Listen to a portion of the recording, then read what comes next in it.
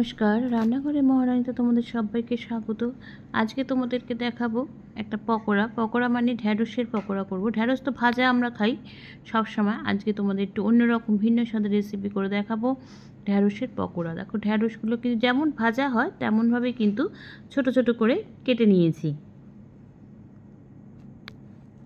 প্রথমে যেটা করব সেটা দেখো, আমি একটা বড় বাটি নিয়ে নিয়েছি। বাটির মধ্যে কিন্তু আগে ঢ্যাঁড়সগুলোকে ঢেলে নেব। ঢ্যাঁড়স বা ভেন্ডি যাই বলো, এগুলো কিন্তু খুব ভালো করে কেটে আমি একদম জল ঝরে রেখেছি, মানে একদম শুকনো হয়ে গেছে। এবার এটাকে একটা বাটির মধ্যে নিয়ে নিয়েছি। এবার এখানে দেখো বড় সাইজ মানে চামচে করে আমি 3 চামচ এখানে দিয়ে দিচ্ছি প্রথমে বেসন। যেহেতু এটাকে পকোড়া করব সেহেতু কিন্তু এগুলো তো প্রয়োজন হবে। বেসন দিয়ে দিচ্ছি 3 চামচ। আচ্ছা, যে চামচে বেসন নিয়েছি ঠিক সেই একই মাপে কিন্তু আমি এখানে বেসনের সাথে দিয়ে দিচ্ছি চালের গুঁড়ো। আচ্ছা, এর সাথে কিন্তু আমি নুনটা দিয়ে দিয়েছি। আচ্ছা, এবার দিয়ে দিচ্ছি হলুদ গুঁড়ো, দিয়ে দেবো এখানে কাশ্মীরি লাল লঙ্কার গুঁড়ো দেবো। এমনি লঙ্কার গুঁড়ো কিন্তু দেবো না, এখানে দিয়ে দেবো কাশ্মীরি লাল লঙ্কার গুঁড়ো। হলুদ গুঁড়ো দিয়েছি আর কাশ্মীরি লাল লঙ্কার গুঁড়ো দিয়ে দিলাম। এবার যেটা করব সেটা হচ্ছে হাতের সাহায্যে কিন্তু খুব ভালো করে এটাকে মানে মেখে নেব। মানে ভেন্ডির সাথে কিন্তু মশলাগুলোকে খুব ভালো করে মাখতে হবে, যাতে প্রত্যেকটা ভেন্ডির মধ্যে মশলাগুলো ভালো করে ঢুকে যায়। এবং ভালো করে মেখে কিন্তু আমি এটাকে কিছুক্ষণ কিন্তু ঢেকে রেখে দেবো, তারপরে কিন্তু ভাজবো। না হলে না মানে পকোড়া যেরকম হয় ঠিক সেরকম হবে না। সেই জন্য কিন্তু আমি প্রথমে আগে এটাকে ভালো দেখো খুব ভালো করে নিচ ওপর খুব ভালো করে মানে সব কটা ভেন্ডি যাতে ভালো করে মাখা হয় সেই জন্য খুব ভালো করে কিন্তু মেখে নিচ্ছি। এবার যেটা করব সেটা হচ্ছে ঢ্যাঁড়সটাকে কিন্তু বা ভেন্ডিটাকে আমি একটুখানি কিছুক্ষণ ঢাকনা দিয়ে ঢেকে রেখে দেবো রেস্টের জন্য।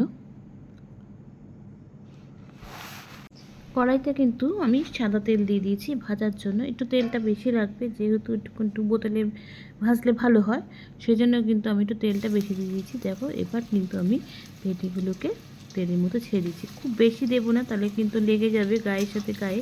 একটু অল্প অল্প করে ভাজবো, তাহলে ভাজাটাও ভালো হবে আর কোনোটা কিন্তু লেগে যাবে না। তেলটা কিন্তু খুব ভালো গরম করে নেবে, না হলে না তলায় লেগে যায়।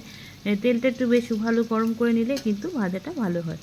এবার এটাকে দেখো, এবার আস্তে আস্তে কিন্তু পুরো সুন্দর লাল করে একটু ফ্লেমটা বাড়িয়ে কিন্তু ভাজতে হবে।